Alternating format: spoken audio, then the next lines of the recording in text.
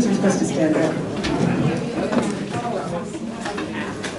Well, by now I think most of you know that I really like jokes, and so I like them so much that I wanted to win a contest, and I entered 10 puns in a pun contest, thinking that with so many entries, surely one of them would win. No pun intended. Get it? I hear a few groans here. And today is National Cream-Filled Donut Day. It's held annually on September 14th to recognize one of our favorite foods.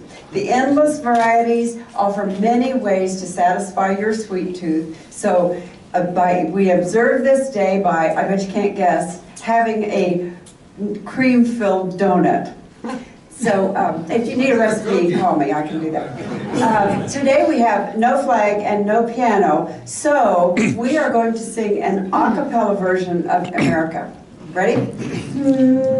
My country 'tis of the sweet land of liberty, of thee I sing, land where my fathers died, land of the Pilgrim's bride, from every mountainside, let freedom ring. And Lee Morris, if you'd make your way up here for the invocation, please.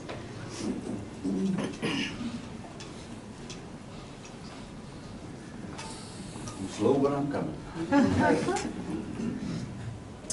Join me for a moment of meditation.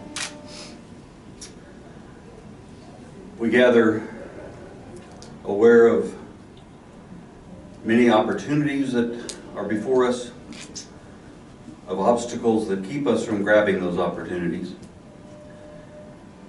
We ask that we might, on a day like this, have opportunity not to skip over the things that are before us, to look at the volunteer opportunities that are there as good stewardship of our time, of our energy, of those ways in which we might, in fact, make the world a better place in which all of us can live. As you look at your opportunities and your schedule and those things that might keep you from doing the things that you'd really like to do, I would encourage you to think about what opportunities could mean, not just to you, but to those that you might be able to serve. It's a good day to be a Rotarian. It's a good day to serve as a Rotarian. Amen. Thank you, Lee. And Joni, if you come up for guest introductions.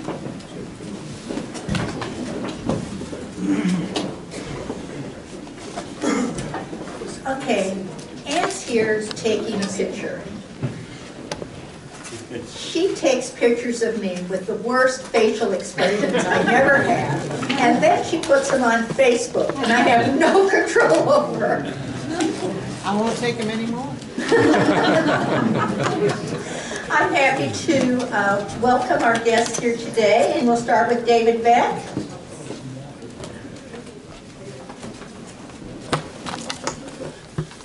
My guest is Ariana Rajanaru. I can't say it the way she does. It sounds much better when she says it. She is a Romania student at Topeka High School that we sponsor this year. Okay, now, Anna, if you would stay standing till we get all the rest of our guests introduced today. And then Betsy, you have a guest, the Youth Exchange? I do, and this is Aya Flish, who is from Belgium, and she is attending Seaman High School, and pretty soon I think everybody will know who she is, as she comes on for meetings, and we welcome her when she is able to take some time off. Welcome, Tia. And Kathleen Hine has a guest. It's my pleasure to introduce Kim Borchers. Kim is the Director of Executive Leadership Development for the Foundation for Government Reform. Welcome, Kim. And Carol Bradbury. Well, I would like to introduce Glenda Washington. Glenda is Vice President at Topeka's Entrepreneurial Minority Business Development. She She is a prospective member. She's already filling out her application.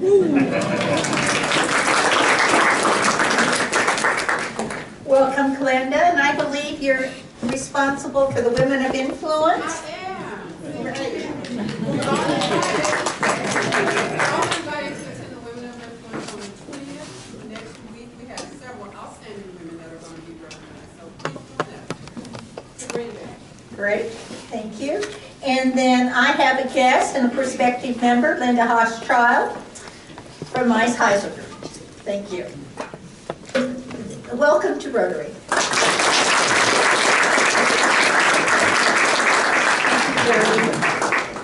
This month's featured charity is Kansas Children's Service League. KCSL provides services and advocacy efforts that focus on preventing child abuse, strengthening families, and empowering parents and youth. And please remember to give generously.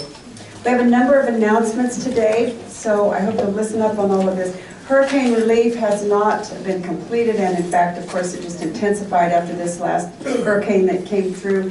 It is certainly not too late to donate through Rotary, through hearttoheart.org, or you could write a check or give cash or a credit card to Linda today, and hopefully we'll have a report next week about how our club has been generous with this. Last week, I mentioned to you that we received our grant awards from the district, and I really want to elaborate on that a little bit this week because I don't feel like I gave it the attention that it needs, because it will involve all of you. First of all, our total grant awards from the district was $6,346, which is absolutely amazing. I think that probably is the most we've ever gotten. And one thing that needs to happen with our grant awards and with our responsibility is that we need to have member involvement. So I wanted to kind of explain where we stand with all of this. First of all, we received $1,000 for the Francine Hines Scholarship. And this is something we've been doing for years and years. And the one requirement, we've never gotten this scholarship as a grant before, but one thing that's required with this is that we need member involvement. So we will have a committee that actually reviews and chooses the finalists for that. Soulmates and Covered in Coats received $24.46. I think all of you are familiar with that, how we actually go and help kids get fitted for shoes, which we purchase for them. The third one is brand new, and this is support for the Highland Park Interact Club. And we were granted $2,300 for this project. And I have to give a big shout out to Angel Zimmerman and Jeremy Snowden for the incredible work they are doing. And they could have been doing this a little bit in isolation, and so this grant is actually going to give our club an opportunity to get involved. There were 4 parts to this. First of all, the Lego project, and maybe a year or so ago you remember collecting or buying or bringing Legos. And the purpose of this is to put Legos in the back part, or in every classroom at Highland Park Central in the grade school. And this is so kids can have their own self-imposed time out if they're feeling like they're getting kind of out of control. And it's been very, very successful.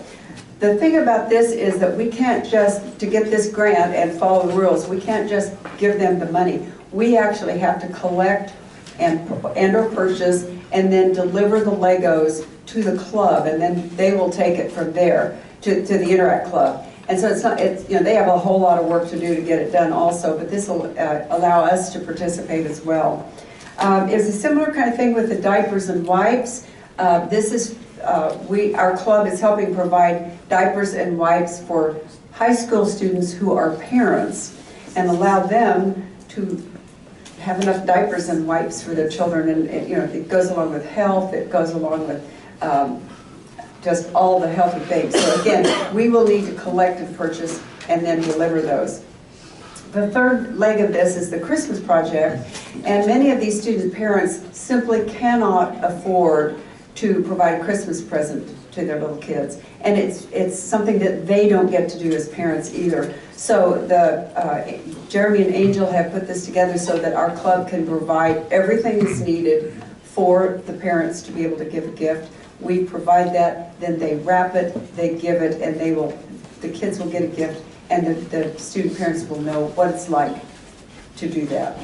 And then the fourth part of this is mentoring, helping. We receive $600 from the district, which all these grants need to be matched 50 cents on the dollar, so that would turn into $900.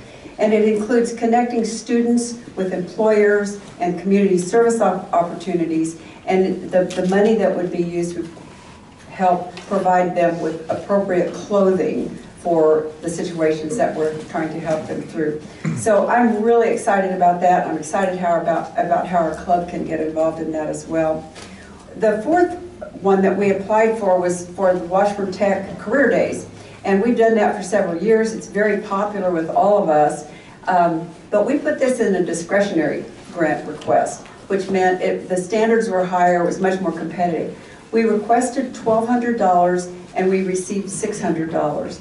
And it wasn't, we did not get the whole grant because it wasn't a good request, but there were a lot of grant requests and they spread that out very well. And so our responsibility has been about $1,600 each year to provide transportation costs for all the 7th graders to get to Washburn Tech.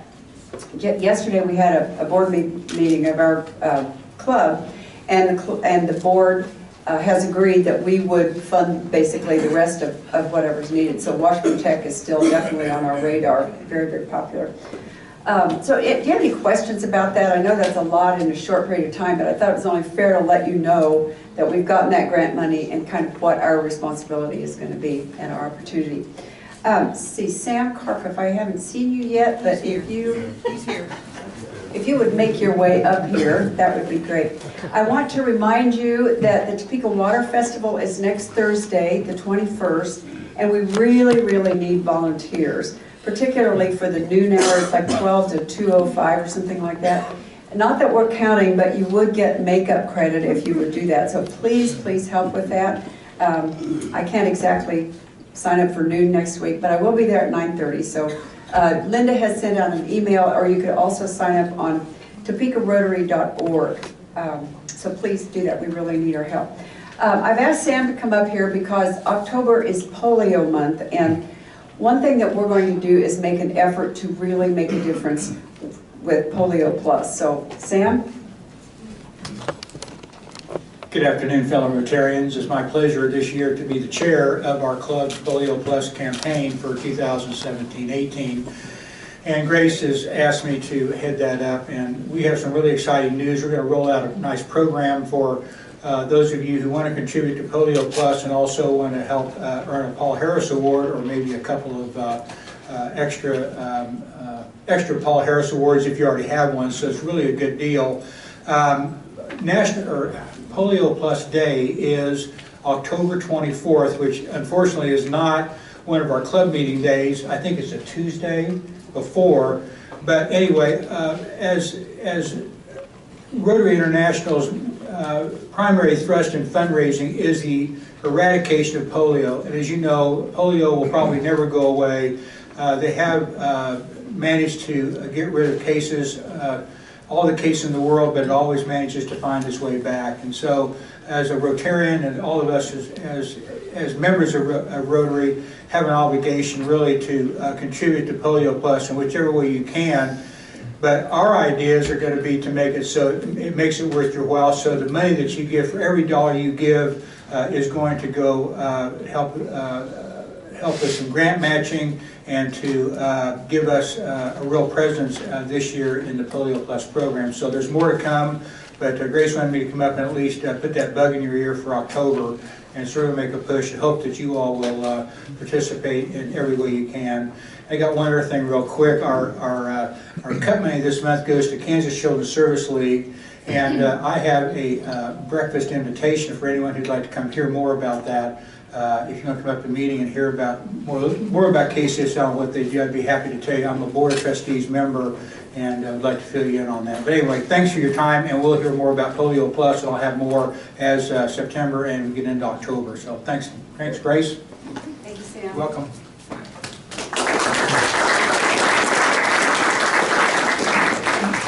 I really have some very exciting news. We finally are getting to a point that we can tell you what's up with the Freedom Festival. So I know you've been just waiting, dying on pins and needles with this, but Joan, if you'd come up, I've asked her to tell us, sort of wrap up what happened, what the results were of our Freedom Festival in July. Well, for all of you who were there, a big hearty thank you. I thought the Rotary participation was absolutely great. Our honorary chair, Larry Dimmitt, it went off well, and you'd have been proud of Lois and her standing before that group. We had about 2,500 people, and we had 75 volunteers, not only from our club, but from some of the other clubs. Just a couple of numbers. We raised $32,500 in donations, and we also made, thanks to Sam, $1,125 on food trucks, which Sam's the man. $600 on donations for tents. We made $245 on booth fees. We only made about $800 on food sales, but we made $1,800 on beer sales. So we're not going to cook next year. We're going to have food trucks and beer. And to the merchants who gave us $32,000 and the individuals who kicked in, it was a rousing success. And we've got about $15,000 left that we're ready to use for the foundation and for the projects that we've funded for. Anything else you want to know, Grace? I can tell this. You tell us. Okay. So, yay, Joan. I mean, what can I say?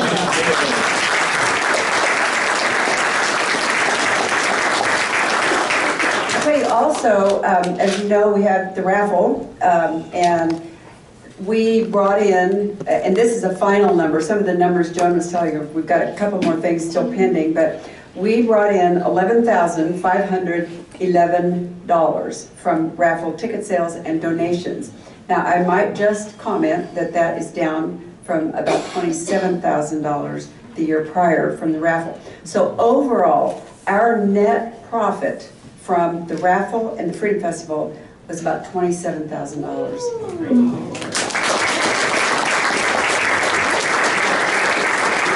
Thanks to all of you. Okay, so the question is, what about next year?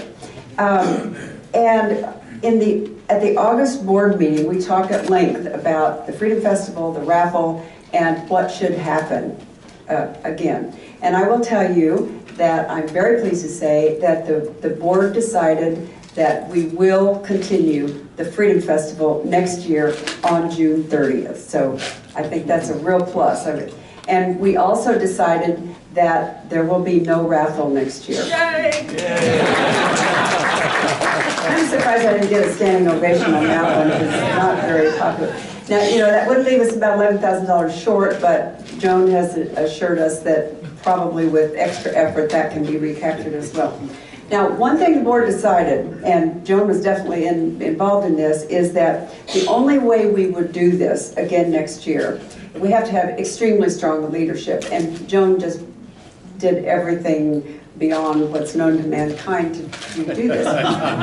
But she said, I will do this again if I have a co-chair who will split the responsibilities equally. And then the plan was, here we have two co-chairs, Joan would drop out and we find another co-chair. So there would always be a co-chair with experience, and I won't say one in training, but one that's learning along with. And there's been a lot of behind the scenes discussion and work on this, but I am extremely pleased and proud to announce that our co-chair for next year will be Carol Wheeler.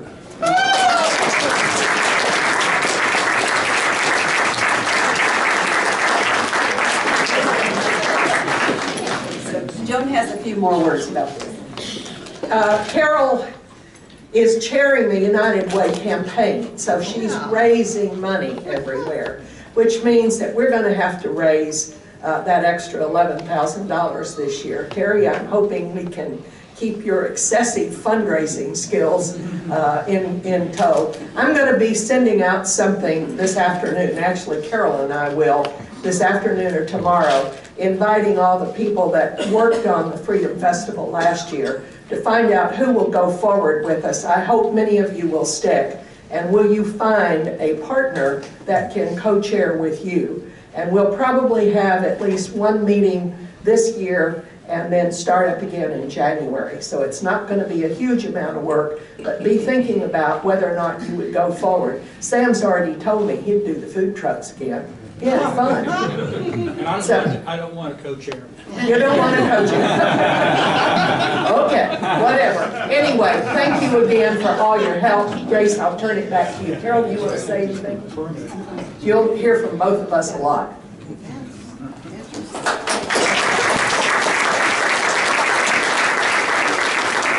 Cannot personally thank you both enough. Fantastic. Let's see, we're actually getting to our speaker now. Maureen Pico, if you would come forward, she's going to introduce our speaker.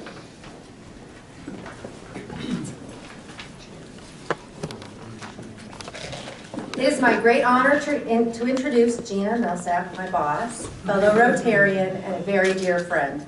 Gina is the CEO of the Topeka and Shawnee County Public Library. Before she joined us, she served as the director of Ames, Iowa Public Library, and at Daniel Boone Regional Library is where she started as a librarian. She's worked in libraries for 40 years, and at each library she has helped to shape the future of that organization. She's the past chair of Heartland Visioning and currently serves on the implementation team for Momentum 2022. She serves on the board of 712 Innovations. In the library world, Gina is a recognized expert on working with libraries on the future of libraries and librarians. Additionally, she serves on several national library committees. When she isn't hanging out with us, helping to make us the most awesome library possible, she is enjoying her time with her husband Reed and visiting and traveling with her 3 wonderful grandchildren, Austin, Allie, and Aubrey. Let me introduce Gina Millsap.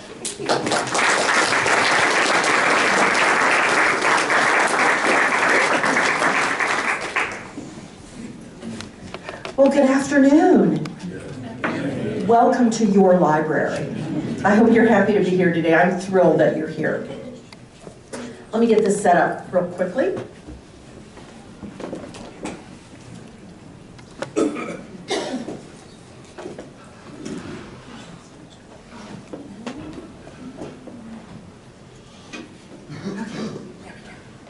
So I'm going to talk about being Library of the Year. The library was designated, this is a national award, and we were designated as Library of the Year from June of 2016 to June of 2017. So I always point out, we just gave up the title. And actually, I was delighted to see the title to actually a hometown boy.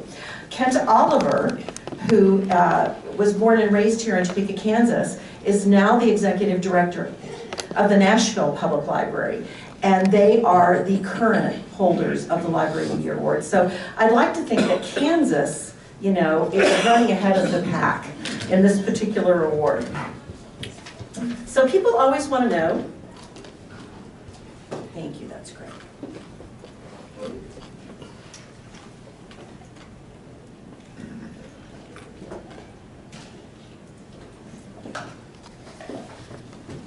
We actually got that. This isn't the cover of the Rolling Stone, but in the library world, it's pretty darn close. This is the cover of Library Journal. That, as you might imagine, it's one of the premier national magazines in the library industry. The award is sponsored by Library Journal and by a company called Cengage Learning. I always take this opportunity to thank them for the acknowledgement, but I also want to take this opportunity to thank every single one of you.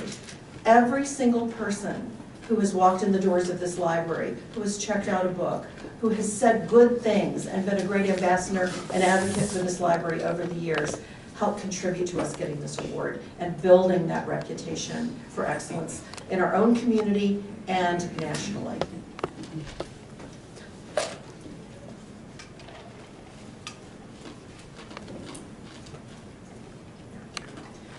So how do you get to be Library of the Year? Well, one must apply. One must apply to win. It isn't just magically awarded to you. And it's kind of funny. When we first announced this and people found out about it, there was almost some indignation about it. Like, well, why haven't we had it before? This is a great library. What's wrong with that? And I said, no, really, this is the first time we applied. And we were very proud of the fact because there are a number of libraries around the country, including some major metropolitan libraries, who have applied more than once and have not received the award. So neener, neener, New York Public. I think, though, the reason we won is because we told that good story. And what we focused on was not all the wonderful things we have. We have a beautiful building. It is designed by architect Michael Grace. It's beautiful. It's a work of art. And it is a wonderful place to work and to provide to our community. We have wonderful collections and technology. But it's not about the stuff. It's about the people. It's about the people who work here and the people who live in this community and choose to support this library with their visits, with their tax dollars, and with and the way they use what we provide to make their own lives better. And we talked about our mission. You'll notice it breaks all the rules for a mission statement. It's written in second person. And my rule for mission statements is they have to be able to fit on a pen. They can't be long and fancy. And ours is very simple. It's your place. Stories you want, information you need, connections you seek. We wanted to make it not about us, but about our community, because that's why we exist.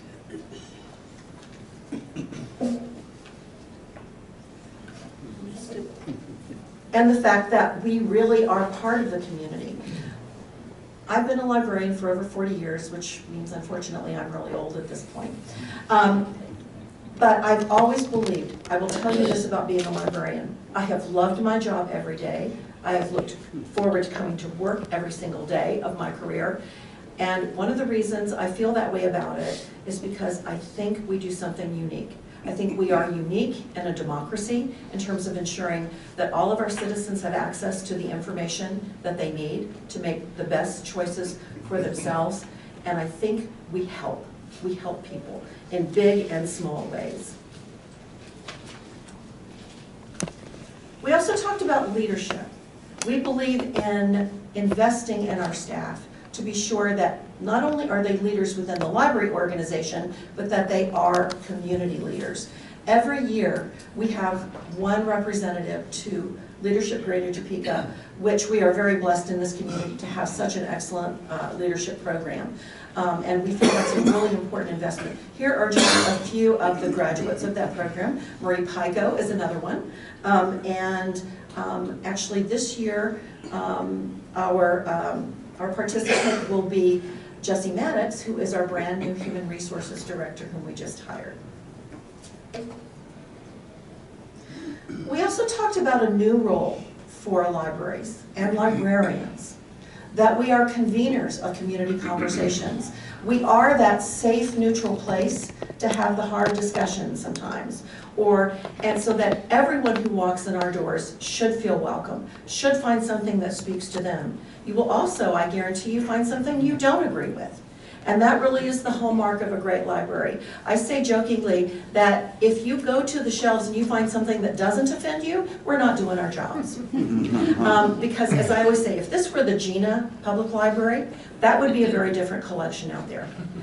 Quite honestly, there are books and other library materials we have that I would never read, that I don't agree with, and I would certainly not have them in my home library. But because they represent the beliefs and they represent information that is important to someone in our community, they sit on our shelves.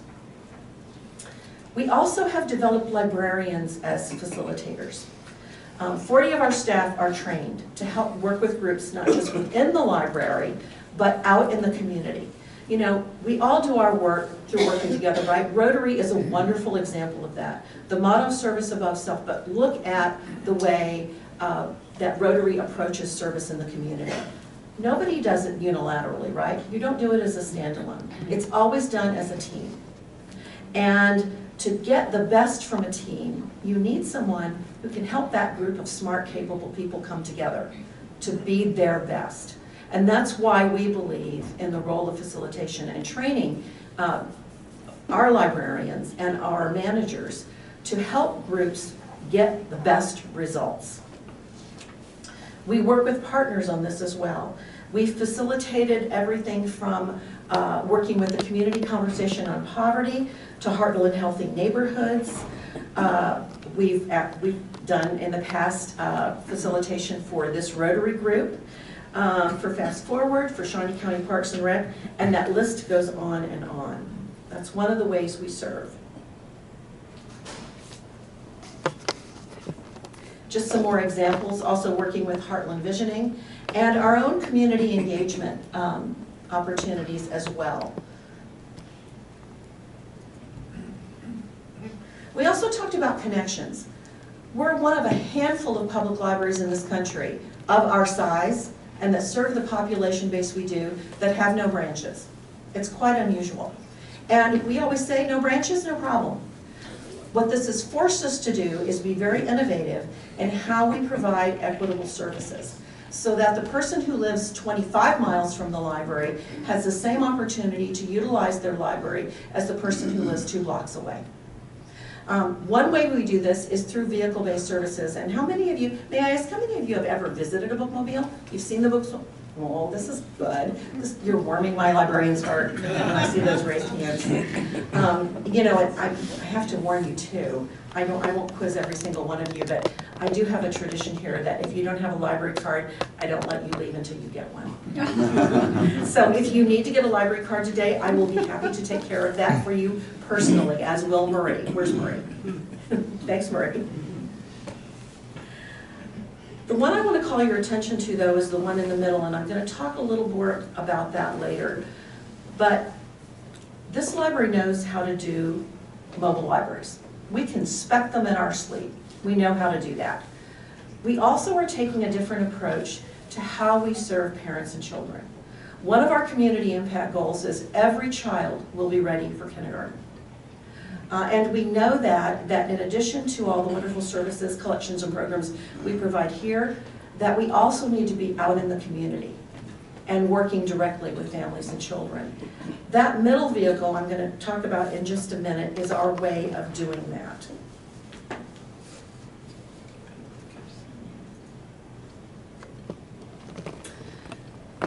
Also, because we don't have branches, that doesn't stop us from being in other locations. In addition to our vehicles, we partner and co-locate in other places. So we're not investing in bricks and mortar, but we're taking advantage of the locations that our partners have. So you see, we have a presence at 712 Innovations downtown on Kansas Avenue, where our librarians are working with members and visitors to help entrepreneurs do research on their business ideas and the projects that they're working on. We also have a computer lab and work with the residents of Highcrest in their Dream Center, and we partner with NetReach, which is a program of the Rescue Mission, working with their residents on the development of resumes and the development of their technology skills, because we have a big digital divide in our community as well. We work with the Kansas Children's Discovery Center.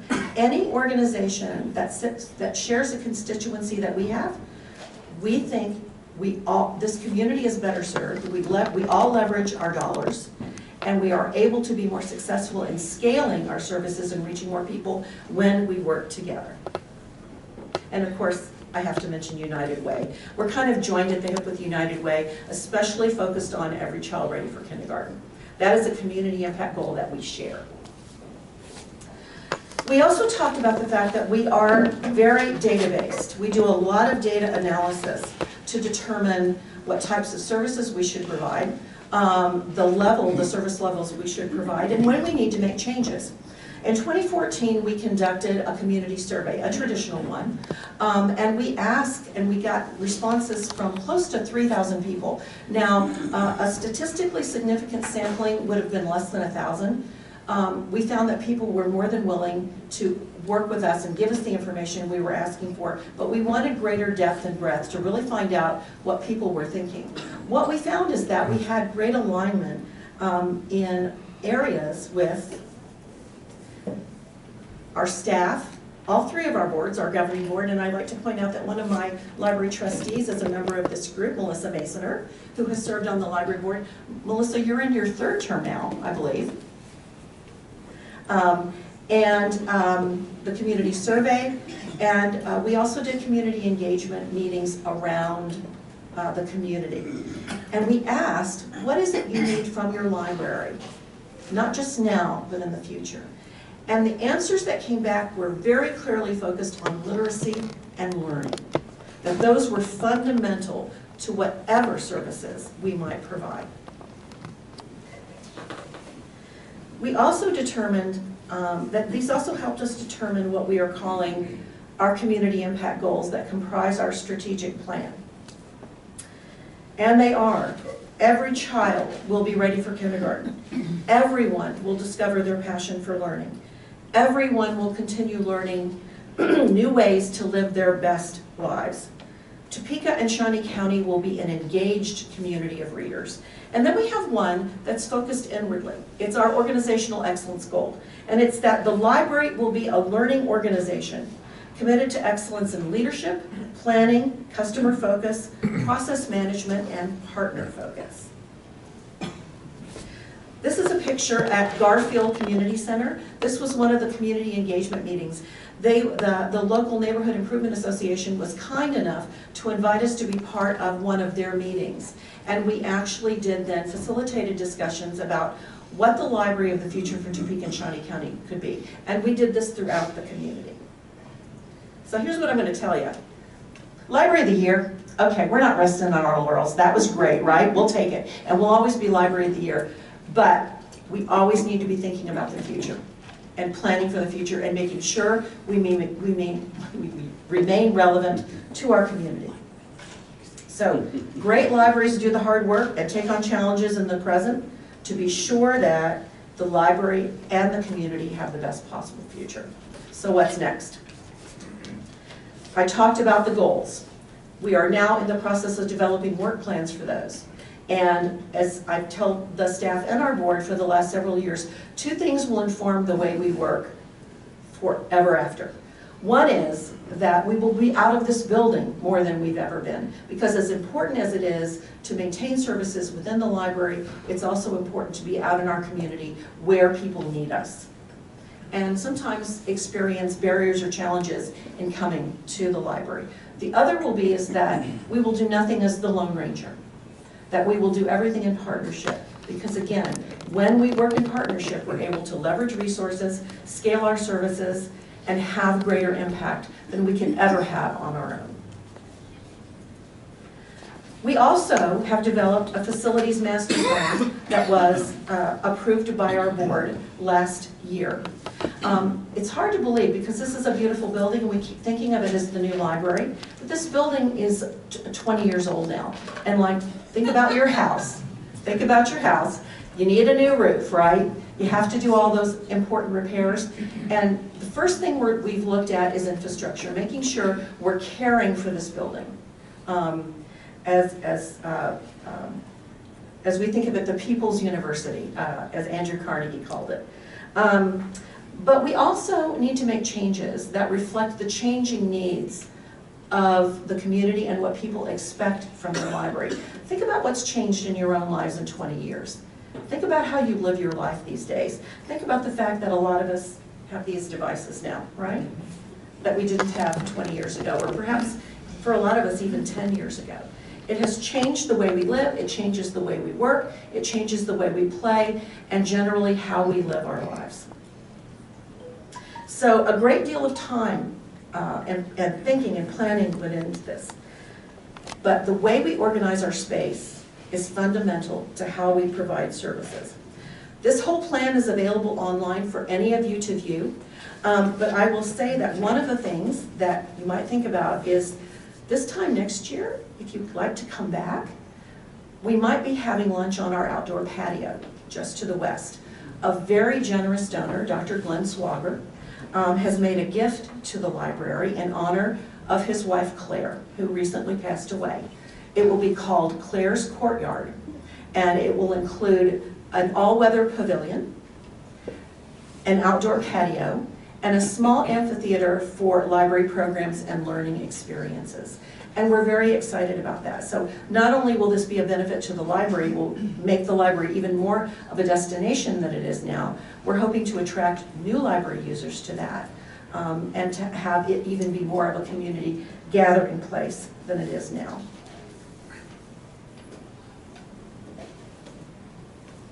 The role of librarians is changing. When I graduated from the University of Missouri Library School, and do not boo me, in 1977, I expected to be a reference librarian. That meant that you went to work and you sat at a desk and you answered the phone and you talked to people when they came in. You know, that was back in the day before the internet, right? But we waited for the questions. We no longer wait for the questions. And we no longer sit at desks for the most part.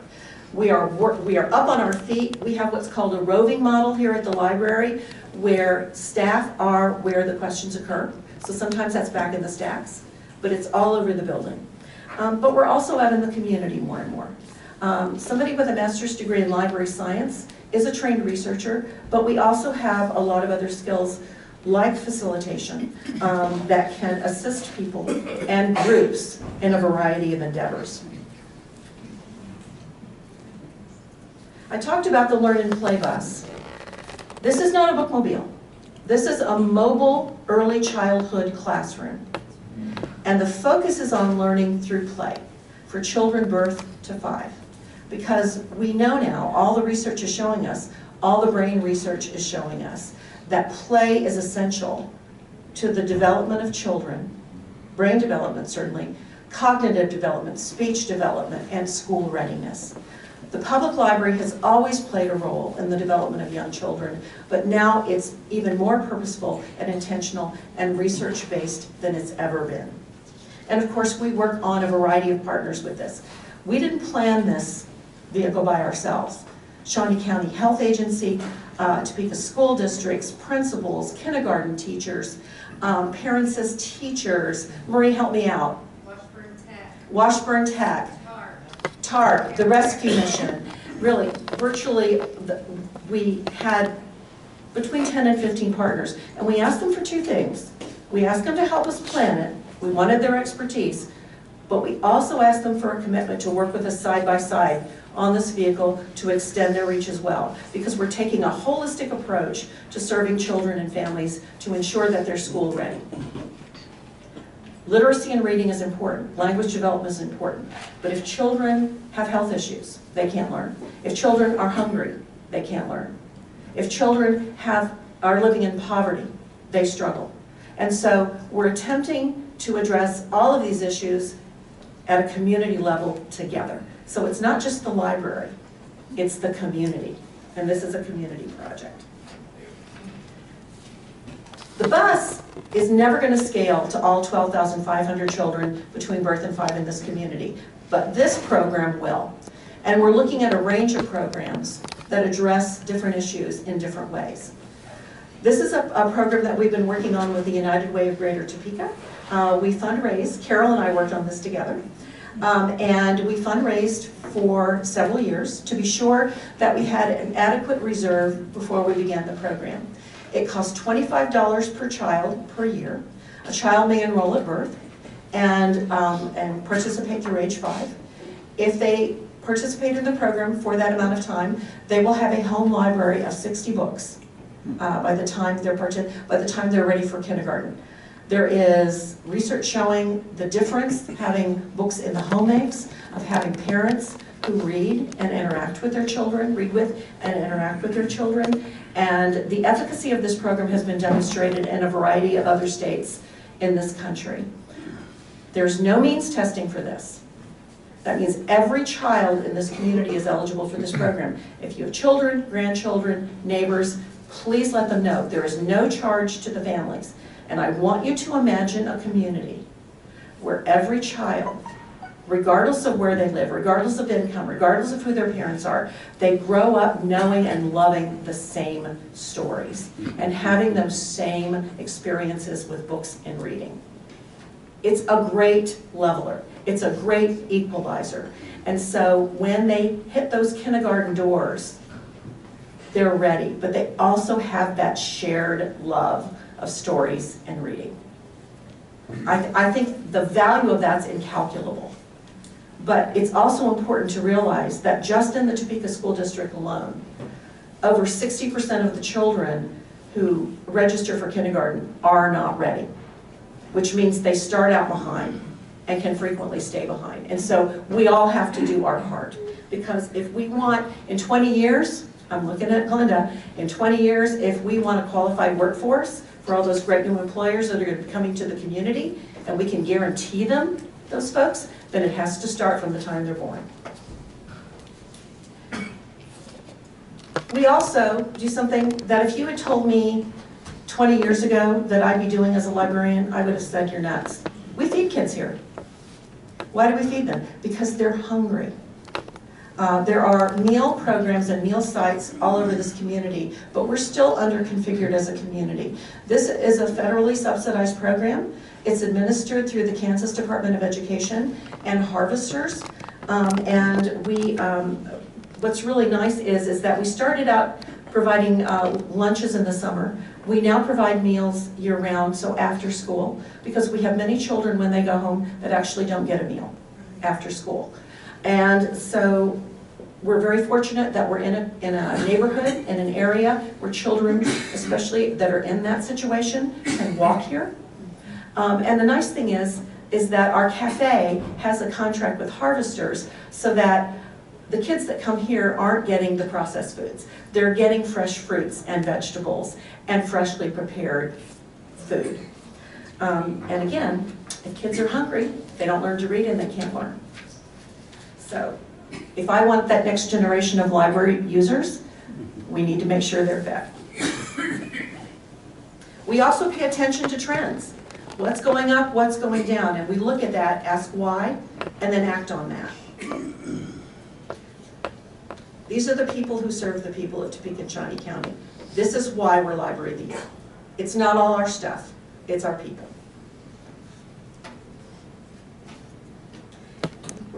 I know we're over. I know I passed 1 o'clock. That's the rule in Rotary. So I just want to say, ultimately, oops, I'm not going to, this is a film, but I'm not going to show you this. You can see this on our website. It's one that we produced for, specifically for this. And I want to say that the company that made this video for us, and you can view it on our website, called Because Libraries Transform, was Motovike, which is the locally owned company that just received a grant from Go Topeka, right?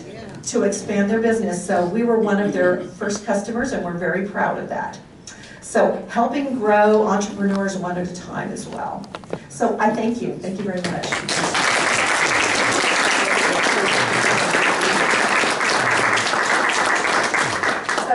Gina can stay around a little bit for questions, but we do need to draw to a close. And Gina, as you know, we donated a book to Ross Elementary, and so I know you're all about books and other things, so if you'll sign this before you go, so thank you so much. Next week, we will be back at the Ramada in the Jefferson Room, and our program will be Brian Gilliland from the Federal Home Loan Bank. And today I would like to leave you with the words of Richard Evans, who was the RI president from 1966 to 67, and I want to thank John Christensen for providing me with this quote and also with a book of Richard Evans quotes. I thought this was fantastic.